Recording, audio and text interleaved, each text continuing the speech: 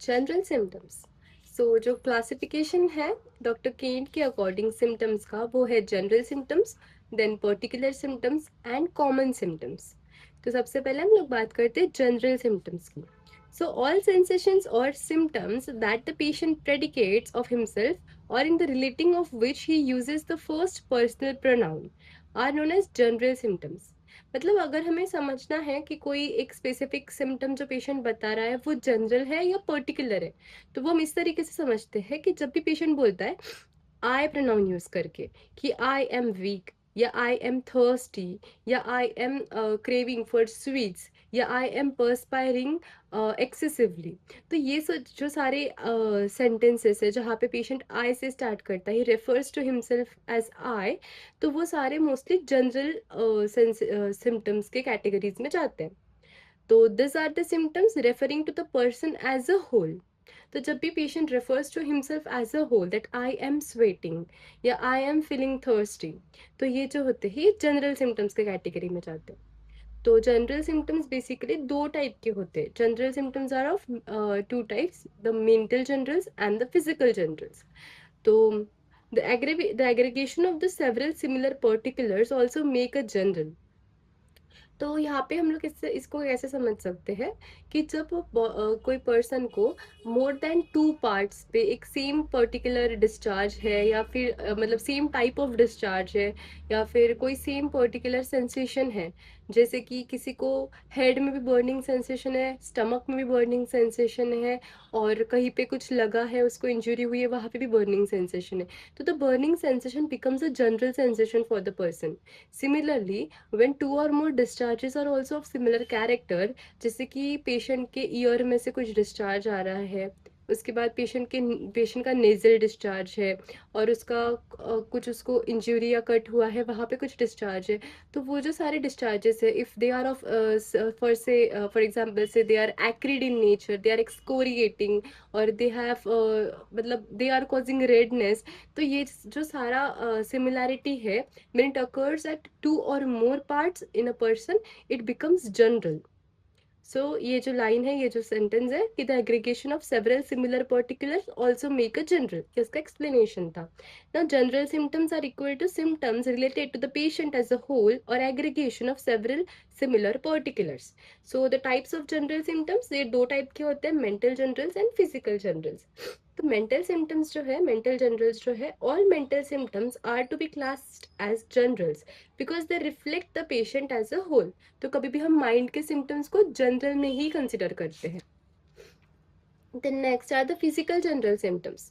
तो physical general symptoms, these are the symptoms referring to the physical body or the function of the patient as a whole। It includes, तो सबसे पहले इसमें आते हैं general modalities. तो जो जनरल मॉडिफाइंग फैक्टर्स होते हैं, जैसे कोई पर्टिकुलर पेशेंट को जनरल एग्रेवेशन है सन से, तो जब कभी वो पेशेंट सन में एक्सपोज होता है तो उसको हेडेक होने लगता है, उसको वीकनेस फील होने लगता है, उसको बहुत ऐसे स्वेटिंग होने लगती है। तो उसको जो generally the person gets affected by sun, not just one particular part, then we call it general aggravation। Aggravations and ameliorations applying to the patient as a whole।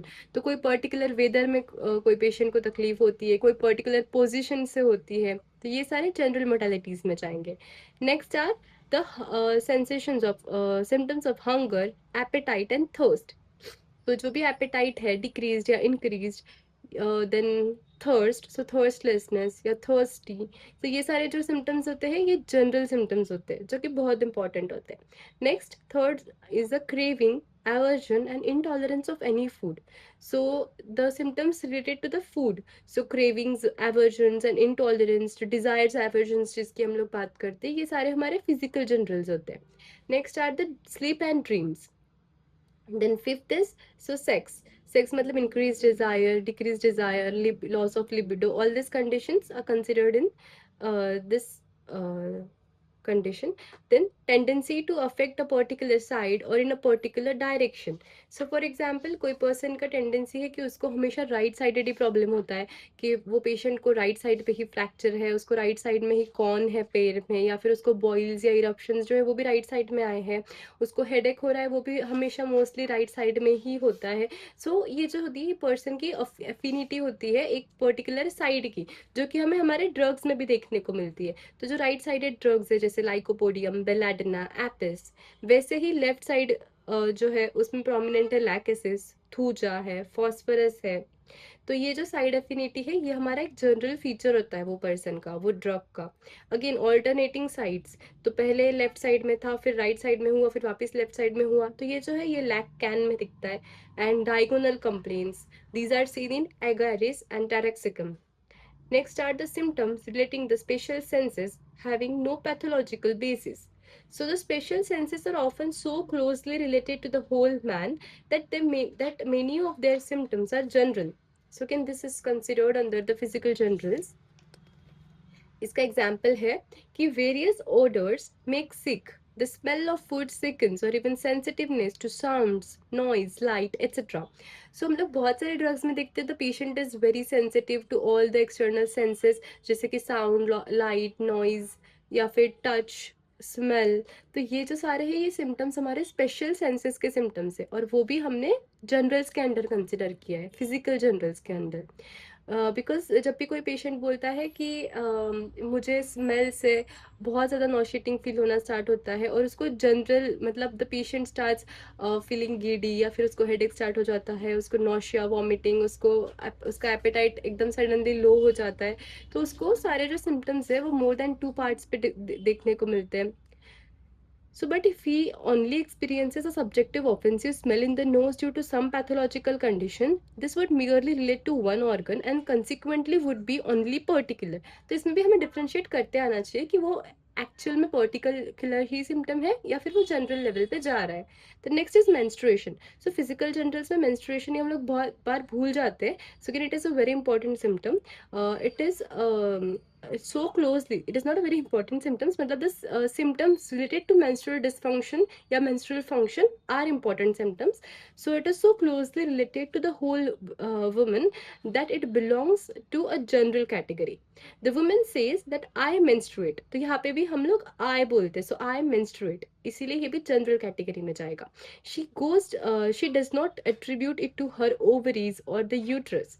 Her state is as a rule different when she is menstruating, and the whole economy is involved in this matter.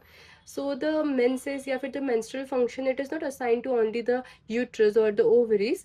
उसके जो symptoms होते हैं वो बहुत सारे systems को involve करते हैं. She feels nauseating, bloating, diarrhea, फिर mental level पे भी she is stressed, irritated, anxious, ये जो भी सारे symptoms होते हैं, इसीलिए it is considered on general level. Next is constitution. So it is an all compromising term.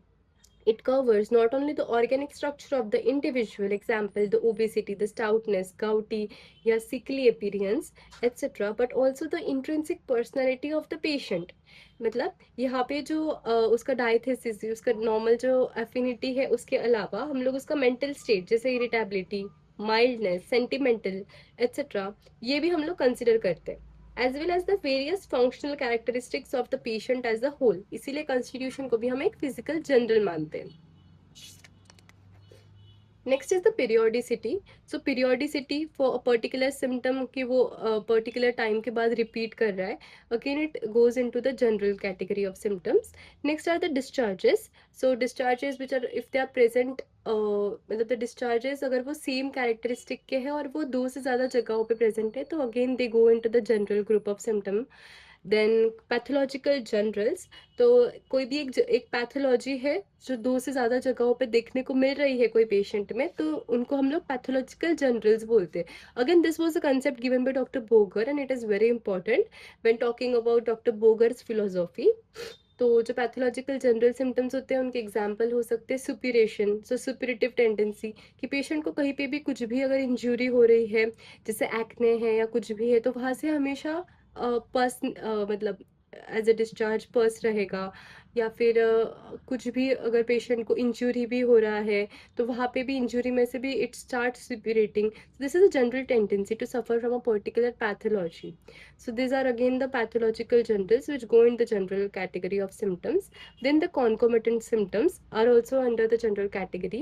Then the elements from suppression, from exposure to some exciting cause.